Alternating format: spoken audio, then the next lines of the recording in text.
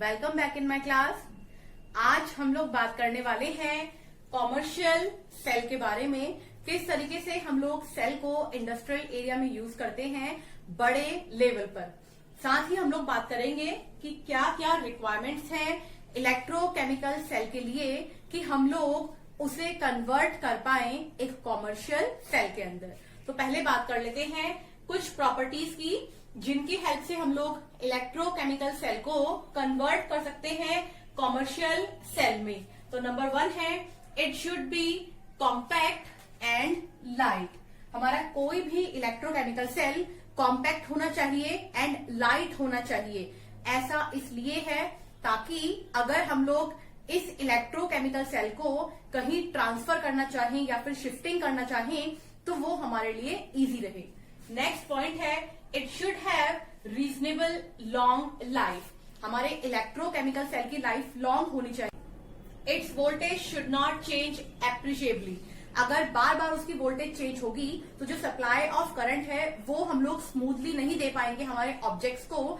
इसीलिए electrochemical cell अगर commercial level पे यूज करना है तो उसके वोल्टेज को कांस्टेंट होना चाहिए और वो बार बार फ्लक्चुएशन ना करे, ऐसा हम लोगों को ध्यान रखना है। अब हम लोग बात कर लेते हैं हम लोग कॉमर्शियल सेल को कितने टाइप में डिवाइड कर सकते हैं। तो कॉमर्शियल सेल को हम लोग डिवाइड करते हैं 3 टाइप में, primary cell, secondary cell and fuel cell. Primary cell की अगर हम लोग बात करते हैं तो ये सेल फर्दर रिचार्ज नहीं हो सकते हैं, यानी कि ये रिचार्जेबल नहीं होते हैं। हम कह सकते हैं वन टाइम यूज के ये हमारे सब्सटेंस हैं। अगर हम लोग बात करें प्राइमरी सेल के एग्जांपल्स की तो हमारे घड़ियों में लगने वाले सेल या फिर हमारे घरों में यूज होने वाले सेल जिनको हम लोग एक टाइम बाद फेंक देते हैं वो हमारे एग्जांपल्स हैं प्राइमरी सेल के। प्राइमरी सेल के अंदर अपने आप में 3 सेल आएंगे जिनको हम लोग इस वीडियो में डिस्कस करने वाले हैं। That is dry cell, alkaline dry cell and mercury cell. तो इन 3 सेल को हम लोग डिस्कस करेंगे प्राइमरी सेल में।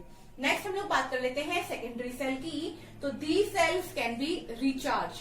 फॉर एग्जाम्पल हमारे फोन में यूज होने वाला जो बैटरी होती है उसको हम लोग बार बार हर दिन में रिचार्ज कर सकते हैं और दोबारा यूज कर सकते हैं। तो हम कह सकते हैं कि वो एग्जाम्पल है हमारा सेकेंडरी सेल का। सेकेंडरी सेल के अंदर हम लोग 2 डिफरेंट सेल पढ़ेंगे। That is lead acid storage cell जो बहुत बार एग्जाम्स में पूछा जाता है, एंड निकल कैडमियम सेल। इन दोनों को ही हम लोग सेकेंडरी सेल के एग्जाम्पल्स में पढ़ेंगे। सबसे लास्ट हम लोग बात कर लेते हैं फ्यूल सेल की। नाम से ही पता लग रहा है फ्यूल, जिसको हम लोग यूज करेंगे और एनर्जीज को फर्दर कन्वर्ट करने में, उसे हम लोग बोल देंगे fuel cell. Separated in 2 half reactions and used to prepare a galvanic cell. हमेशा ये हाफ सेल रिएक्शंस में वर्क करता है और उन हाफ सेल रिएक्शंस की जो वर्किंग प्रोसेस है उसको एड ऑन करने के बाद हम लोग गैल्वेनिक सेल में कन्वर्ट कर सकते हैं। तो ये था कुछ इंट्रोडक्टरी पार्ट इन 3 सेल के लिए। अब हम लोग बात करते हैं एग्जांपल्स ऑफ प्राइमरी सेल की। अब हम लोग बात कर लेते हैं हमारे नंबर 1 एग्जांपल की, जो कि है ड्राई सेल। अगर हम लोग बात करते हैं ड्राई सेल की तो हमने कहा है ये प्राइमरी सेल है। प्राइमरी सेल है तो ये एक रिचार्जेबल सेल नहीं है। इसका रीजन ये है क्योंकि इसके 2 डिफरेंट इलेक्ट्रोड पर जो रिएक्शंस हो रही हैं वो रिचार्जेबल या फिर रिवर्सेबल रिएक्शंस नहीं है। अगर हम लोग बात करते हैं एनोड की, जहां पर हम लोगों ने कल बात की थी कि ऑक्सीडेशन रिएक्शन प्रोसीड होगी, वहां पर हम लोग यूज करने वाले हैं reaction Zn gives out Zn2 positive plus 2 electron. और अगर हम लोग बात करते हैं कैथोड की, जहां पर होने वाला है रिडक्शन, वहां पर हम लोग यूज करेंगे 2MnO2 plus 2 electron gives out Mn2O3 plus O2 negative.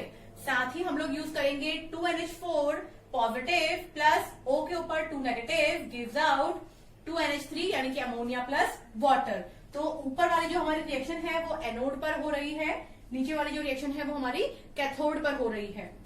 अब बात कर लेते हैं इस सेल की कुछ डिजाइन के बारे में। अगर हम लोग बात करते हैं इस सेल की तो इस सेल के अंदर हम लोगों ने फिल कर रखा है एक ग्रेफाइड का कैप, एक ग्रेफाइड का इलेक्ट्रोड। इस इलेक्ट्रोड को हम लोग वर्क करवाएंगे एज अ कैथोड, यानी कि हमारे कैथोड पर जो भी रिएक्शंस हो रही है वो इस ग्रेफाइट इलेक्ट्रोड की हेल्प से हो रही है। इस ग्रेफाइट इलेक्ट्रोड के ऊपर हम लोगों ने यूज किया है एक मेटल का कैप, जिसको हम लोग कह सकते हैं कि वो जिंक मेटल का है। इस कैप की जो बाहर लेयर है वो वर्क कर रही है एज अ पॉजिटिव चार्ज। अब हम लोग बात कर लेते हैं इस ब्लैक कलर की लाइन की, जिसको हम लोग बोल सकते हैं मुस्लिन बैग। नेक्स्ट हम लोग बात कर लेते हैं इस कंप्लीट कंटेनर की कि ये कंटेनर किस मेटल का बना हुआ है। तो अगेन ये बना है हमारा जिंक मेटल का, जिसको हम लोग बिहेव कराएंगे एज अ एनोड, यानी कि एनोड पर जो रिएक्शन हो रही है वो हो रही है जिंक मेटल के साथ। नेक्स्ट हम लोग बात कर लेते हैं इनर पार्ट की। इनर पार्ट के बारे में अगर हम लोग बात करते हैं तो यहाँ पर हम लोगों ने फिल किया है मैग्नीज ऑक्साइड को विद कार्बन, जो कि एक ब्लैक कलर का कंपोनेंट होगा।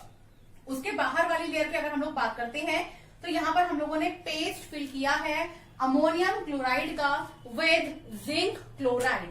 तो ये था हमारा कंस्ट्रक्शन ऑफ ड्राई सेल। अब हम लोग बात करते हैं कि अगर हम लोग एनोड और कैथोड हाफ सेल रिएक्शन को फुलफिल कराते हैं, यानी कि इन दोनों रिएक्शन को इक्वेट करेंगे, तो ओवरऑल रिएक्शन इस सेल के लिए हमारे पास क्या बन के आएगी? तो वो रिएक्शन बन के आएगी Zn plus 2NH4 positive plus 2MnO2 gives out Zn2 positive plus Mn2O3 plus 2NH3 plus H2O। इस ओवरऑल रिएक्शन को अगर हमें बैलेंसिंग कराना है तो हम क्या कर सकते हैं, दो इलेक्ट्रॉन से दो इलेक्ट्रॉन को कैंसिल करेंगे और हमें ओवरऑल रिएक्शन निकालने के लिए कुछ नहीं करना है, सिर्फ रिएक्टेंट साइड जैसे कि Zn, जैसे कि 2MnO2, जैसे कि NH4 पॉजिटिव 2 नेगेटिव, रिएक्टेंट को लिखना है रिएक्टेंट साइड में, देन गिव्स आउट। फिर हम लोगों को प्रोडक्ट को लिखना है प्रोडक्ट की साइड में, तो यहां लिखा जाएगा हमारा प्रोडक्ट, जो कि हमें कन्वर्ट करके देगा हमारी overall reaction for the dry cell. अब हम लोग बात कर लेते हैं हमारे सेकेंड सेल की, जो कि है एल्कलाइन ड्राई सेल। जैसा कि हमें नाम से पता लग रहा है एल्कलाइन, यानी कि वाटर सॉल्युबल बेस को हम लोग यहाँ पर यूज करेंगे एज अ इलेक्ट्रोलाइट। तो बात कर लेते हैं स्ट्रक्चर की। यहाँ पर हम लोगों ने जो ब्लू कलर से मेंशन किया है इसे हम लोग बोल देंगे एनोड कैप। नेक्स्ट हम लोग बात करते हैं सेल केन की, जो कि सेल को हमारी वॉल्यूम प्रोवाइड करेगा। नेक्स्ट बात कर लेते हैं गास्केट। नेक्स्ट है एनोड, जो कि बना है हमारा zinc plus potassium hydroxide electrolyte से। यहाँ पर ये जो ब्लैक कलर लाइन है ये सेपरेट कर रही है हमारे एनोड को हमारे कैथोड से, और कैथोड हम लोगों ने बनाया है MnO2 प्लस कोई भी एक कंडक्टिंग मेटल से। अब हम लोग बात कर लेते हैं एनोड पर होने वाली रिएक्शंस की। तो जैसा कि हम लोगों ने बात किया है कि anode zinc plus potassium hydroxide का बना है, तो हाफ सेल रिएक्शन हो जाएगी Zn plus 2OH negative gives out ZnO plus H2O plus 2 electron. अगर हम लोग बात करते हैं कैथोड की, जहां पर हम लोगों ने मैग्नीज ऑक्साइड एंड कंडक्टर लिया है, तो ये हो जाएगा 2MnO2 plus 2MnO2 plus H2O plus 2 electron gives out Mn2O3 plus 2OH negative. यहां हम लोग एक बार ओवरऑल रिएक्शन को देख लेते हैं। 2OH नेगेटिव से 2OH नेगेटिव कैंसिल, 2 इलेक्ट्रॉन से 2 इलेक्ट्रॉन कैंसिल, वाटर मॉलिक्यूल से वाटर मॉलिक्यूल कैंसिल। अब इसके बाद रिएक्टेंट साइड में जितने हमारे कंपोनेंट है उन्हें रिएक्टेंट में लिखेंगे, प्रोडक्ट साइड में जितने कंपोनेंट है उनको प्रोडक्ट में लिखेंगे। Zn plus 2MnO2, Zn plus 2MnO2 gives out ZnO plus Mn2O3, ZnO plus Mn2O3। ये है हमारी ओवरऑल रिएक्शन। अब हम लोग बात कर लेते हैं कि ये ड्राई सेल किन फैक्टर्स के ऊपर वर्क करता है। तो जैसा कि आप देख पा रहे हैं इस रिएक्शन के अंदर OH नेगेटिव आयन अब प्रेजेंट नहीं है, तो हम कह सकते हैं कि एल्कलाइन ड्राई सेल का जो सेल पोटेंशियल है वो इंडिपेंडेंट रहेगा OH नेगेटिव आयन की कंसंट्रेशन से। नेक्स्ट हम लोग बात कर लेते हैं मूवमेंट ऑफ आयन। यहाँ पर मूवमेंट ऑफ आयन बहुत फास्टर है, तो हम कह सकते हैं कि ये alkaline dry cell number 1 long life को प्रोड्यूस करेगा, एंड नंबर 2 यहाँ पर अगर हम लोग बात करते हैं वोल्टेज की, तो वो भी हम लोगों को ज्यादा हाई पावर की मिलेगी। तो as compare to dry cell, alkaline dry cell अगर हम लोग बात करते हैं तो ज्यादा बेटर है ड्राई सेल के कंपैरिजन में। अब हम लोग बात कर देते हैं हमारे थर्ड सेल की, जो कि है मरकरी सेल। सबसे पहले बात कर लेते हैं इसके कंस्ट्रक्शन की। तो इसका कंस्ट्रक्शन एज सिमिलर रहेगा एल्कलाइन ड्राई सेल के। यहां पर मैंने आप लोगों को इसके कैथोड एंड एनोड को अलग से बना के रिप्रेजेंट किया है। यहां पर कैथोड बना होगा हमारा कार्बन के इलेक्ट्रोड से, जिसको हम लोगों ने यहां पर शो कर दिया है। अब हम लोग बात कर लेते हैं एनोड की। एनोड बना हुआ है हमारा जिंक मेटल से, और साथ में यहां पर हम लोगों ने पेस्ट फिल किया है HgO प्लस पोटेशियम हाइड्रोक्साइड का। अब हम लोग बात कर लेते हैं reaction at anode and reaction at cathode पर। अगर हम लोग बात करते हैं एनोड की रिएक्शन, तो Zn plus 2OH negative gives out ZnO plus 2 electron plus H2O। अगर हम लोग बात करते हैं कैथोड की रिएक्शन की, तो mercurous oxide plus water molecule plus 2 electron gives out mercury plus 2OH negative. सबसे पहले हम लोग सिमिलर चार्ज को यहां से कैंसिल आउट कर देंगे। तो जो बच गए हमारे पास कंपोनेंट हैं, उन्हें हम लोग रिएक्टेंट को रिएक्टेंट की साइड एंड प्रोडक्ट को प्रोडक्ट की साइड लिख देते हैं। Zn plus HgO, Zn plus HgO, यहाँ पर हमारे पास यही कंपोनेंट बच गए थे। Gives out ZnO plus Hg, ZnO plus Hg। तो ये ओवरऑल रिएक्शन बनेगी हमारे मरकरी सेल के लिए। अब हम लोग यहाँ पर बात करते हैं उन फैक्टर की जिनके ऊपर ये मरकरी सेल डिपेंड करता है। जैसे कि आप लोग देख पा रहे हैं, यहाँ पर ओवरऑल रिएक्शन के अंदर कोई भी कंसंट्रेशन यानी कि आयन की कंसंट्रेशन प्रेजेंट नहीं है। कोई भी आयन या फिर वाटर मॉलिक्यूल या फिर OH नेगेटिव ये कोई भी प्रेजेंट नहीं है। तो हम लोग कह सकते हैं कि हमारा मरकरी सेल इन आयंस की कंसंट्रेशन से इंडिपेंडेंट है। नेक्स्ट हम लोग बात करते हैं सेल। अगर हम लोग बात करते हैं सेल लाइफ की, तो ये एक लॉन्ग लाइफ सेल है, लेकिन क्योंकि यहाँ पर रिएक्शन के अंदर कोई आयन प्रेजेंट नहीं है, तो ये कांस्टेंट वोल्टेज हमको प्रोवाइड करेगा, दैट इज 1.35 वोल्ट। तो ये जितना भी समय हमारा सेल चलेगा, ये इतनी वोल्टेज 1.35 वोल्ट हम लोगों को प्रोड्यूस करता रहेगा। तो ये बात की हम लोगों ने मरकरी सेल की। अब हम लोग बात करते हैं हमारे सेकेंडरी सेल की। हम लोग बात कर लेते हैं हमारे लेड स्टोरेज सेल की, जिसको हम लोगों ने सेकेंडरी सेल भी कहा है, और बोर्ड के एग्जाम्स में भी ये बार बार पूछा जाता है।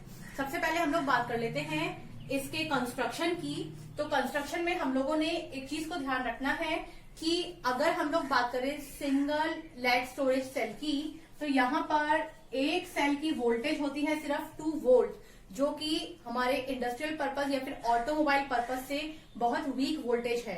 तो हम लोग 3 से 4 सेल को यूज करने के बाद एक कंप्लीट बैटरी में कन्वर्ट करते हैं। अगर हम लोग यहाँ पर 3 सेल को यूज करेंगे तो 6 वोल्ट, या फिर अगर हम लोग 6 सेल को यूज कर रहे हैं तो 12 वोल्ट के बराबर एनर्जी ये प्रोवाइड कराएगा, जो कि इनफ रहेगा। नेक्स्ट हम लोग बात कर लेते हैं यहाँ पर कैथोड एंड एनोड की, क्योंकि हमने अभी कहा है कि ये नंबर ऑफ सेल्स को ऐड करने के बाद बनेगा। ये electrochemical cell number of cells को ऐड करने के बाद बनेगा। तो हम लोगों ने पैरेलल लिए हैं एनोड एंड पैरेलल लिए हैं कैथोड। अगर हम लोग बात करते हैं एनोड की, तो यहाँ पर हमारी स्पॉन्जी लेड, ये जो एनोड बना है स्पॉन्जी लेड मेटल से हम लोगों ने एनोड को फॉर्म किया है। और अगर हम लोग बात करते हैं कैथोड की, तो यहाँ पर लेड के ऑक्साइड की हेल्प से हम लोगों ने कैथोड को फॉर्म किया है। यहाँ पर आप देख सकते हैं कि सेकेंडरी सेल केमिकल एनर्जी को कन्वर्ट करते हैं इलेक्ट्रिकल एनर्जी में आफ्टर कंडक्शन ऑफ इलेक्ट्रिसिटी, जिसके लिए हम लोगों ने सर्किट भी ड्रॉ करके रख दिया है। अब अगर हम लोग बात करते हैं इस सेल की एफिशिएंसी की, तो उसको हम लोग डिनोट करते हैं नीटा से। नीटा इज इक्वल टू होता है ampere hours multiply by energy, जब हम लोगों ने इसको डिस्चार्ज कर दिया है, और डिवाइड करेंगे इसको एम्पियर आवर्स जब हमने एनर्जी को चार्जिंग पर रखा है। तो यहां से निकल के आएगी इसकी एफिशिएंसी। अब हम लोग बात कर लेते हैं इसकी एनोडिक रिएक्शन की। तो एनोड पर रिएक्शन होगी Pb प्लस SO4 2 नेगेटिव, जो कि आया है हमारा सल्फ्यूरिक एसिड से, gives out PbSO4 plus 2 electron. फिर हम लोग बात करते हैं कैथोडिक रिएक्शन की, जो होगी PbO2 plus SO4 2 negative plus 4H positive, जो कि आया है हमारा सल्फ्यूरिक एसिड से plus 2 electron, gives out PbSO4 plus 2H2O। यहां से हम लोग इसकी नेट यानी कि ओवरऑल रिएक्शन निकाल लेंगे, जो हम लोग अभी पीछे भी निकालते हुए आ रहे हैं। तो ये बनेगी इसकी फाइनल इक्वेशन। ये बात करी है हम लोगों ने एग्जाम्पल ऑफ सेकेंडरी सेल की। अब हम लोग बात कर लेते हैं फ्यूल सेल की। तो बात कर लेते हैं हमारे थर्ड सेल की, जो कि है फ्यूल सेल, और उसमें भी हम लोग एग्जाम्पल ले रहे हैं H2O2 सेल के लिए। तो यहाँ पर सबसे पहले हम लोग बात कर लेते हैं कंस्ट्रक्शन की। कंस्ट्रक्शन में हम लोगों ने जैसा कि बताया था कि हाफ सेल सेपरेशन से प्रोड्यूस होता है फ्यूल सेल, और दो हाफ सेल को सेपरेट करने के बाद हम लोग इसको फॉर्म करेंगे, और जब उनको आपस में मिक्स करेंगे तो एक इलेक्ट्रोकेमिकल सेल को फॉर्म करेंगे। यहाँ हम लोगों ने लेफ्ट हैंड साइड पर लिया है एनोड, जो कि बना हुआ है पोरस कार्बन से, और कैथोड भी बना हुआ है हमारा पोरस कार्बन से। इन दो इलेक्ट्रोड्स के बीच में हम लोगों ने फिल किया है एक्वस सॉल्यूशन, जो कि कंसंट्रेटेड है sodium hydroxide and potassium hydroxide का, जो हमें प्रोड्यूस करेंगे OH नेगेटिव आयन। नेक्स्ट हम लोगों ने एक चैम्बर के सेक्शन से स्टार्टिंग की है इनहेलेशन ऑफ H2 की, और एक तरफ से एक्सहेलेशन ऑफ O2 की। तो ये हम लोगों ने ऑलमोस्ट 50 ATM पर, और ये भी हम लोगों ने ऑलमोस्ट 50 ATM पर यूज किए हैं। तो ये बात कर ली है हम लोगों ने इस फ्यूल सेल की, जिसको हम लोगों ने गैल्वेनोमीटर से कनेक्ट किया है, जो हम लोग को बताएगा फ्लक्चुएशन ऑफ इलेक्ट्रॉन किस तरफ हो रहे हैं एंड करंट किस तरफ प्रोड्यूस हो रहा है या फिर फ्लो हो रहा है। अब अगर हम लोग बात कर लेते हैं इस फ्यूल सेल की, तो इसकी हाफ सेल रिएक्शन रहेगी 2H2 एनोड के ऊपर 2H2 plus 4OH negative gives out 4H2O plus 4 electron. और साथ में अगर हम लोग बात करते हैं कैथोड की, तो रिएक्शन हो जाएगी O2 plus 2H2O plus 4 electron gives out 4OH negative. इसके लिए आप लोग मुझे net cell reaction find out करके बताइएगा कि क्या होगी। अब हम लोग बात कर लेते हैं अगर फ्यूल सेल के कुछ डिसएडवांटेज की, तो यहाँ पर डिसएडवांटेज रहता है कि ये स्ट्रॉन्ग इलेक्ट्रोलाइट्स जो हैं उनको हमें फॉर्मेशन करना बहुत मुश्किल हो जाता है। दूसरी बात, हम लोग यहाँ पर डील कर रहे हैं हाइड्रोजन एंड ऑक्सीजन गैस से, जो कि बहुत ज्यादा ही वॉलेटाइल हो सकती है नेचर में, तो इनको हैंडल करना भी थोड़ा सा मुश्किल होता है। अब अगर हम लोग बात करते हैं इसकी एडवांटेज की, तो जैसा कि हम लोगों ने बोला कि हमें कौन सा इलेक्ट्रोकेमिकल सेल कॉमर्शियल सेल में यूज करना चाहिए, सबसे पहला पॉइंट हमने बोला था वहां कि वो कॉम्पैक्ट होना चाहिए। तो फ्यूल सेल एक कॉम्पैक्ट सेल है। सेकंड पॉइंट, ये एक बहुत ही लाइट सेल है। थर्ड पॉइंट, ये ट्रांसपोर्टेशन के लिए भी बहुत ही इजी रहता है। ये बात करी हम लोगों ने एडवांटेज एंड डिसएडवांटेज की। अब हम लोग बात कर लेते हैं कि इस फ्यूल सेल की एफिशिएंसी क्या होगी। तो यहाँ पर मीटर की वैल्यू होती है delta G upon delta H। तो हम लोग बोल सकते हैं, लास्ट वीडियो में हम लोगों ने बताया था delta G is equal to होता है माइनस का NFE अपॉन डेल्टा H। तो यहाँ से हम लोग अपने फ्यूल सेल की एफिशिएंसी को भी फाइंड आउट कर सकते हैं। अगर हम लोग बात करते हैं इस सेल के EMF की, तो इस सेल का EMF ऑलमोस्ट इक्वल्स टू रहता है 1 का EMF की अगर हम लोग बात करते हैं तो वो ऑलमोस्ट इक्वल रहता है 1.18 वोल्ट के। अब अगर हम लोग बात कर लेते हैं इस सेल की परसेंटेज एफिशिएंसी की, तो वो हमारे पास रहती है 94.11%। तो हम लोग कह सकते हैं कि फ्यूल सेल भी एज अ कॉमर्शियल सेल एक गुड। हम लोगों ने सभी तरह के कॉमर्शियल सेल और उनके एग्जाम्पल्स के बारे में पढ़ा था। आगे आने वाली वीडियोस में हम लोग कुछ और इम्पोर्टेंट टॉपिक्स के बारे में बात करेंगे। अगर आपके इस वीडियो के रिगार्डिंग कुछ सजेशंस हैं या फिर कुछ क्वेश्चंस हैं, तो प्लीज आप उन लोगों को कमेंट सेक्शन में लिख दीजिएगा, मैं उनको रिप्लाई जरूर करूंगी। आज के लिए इतना ही, थैंक यू।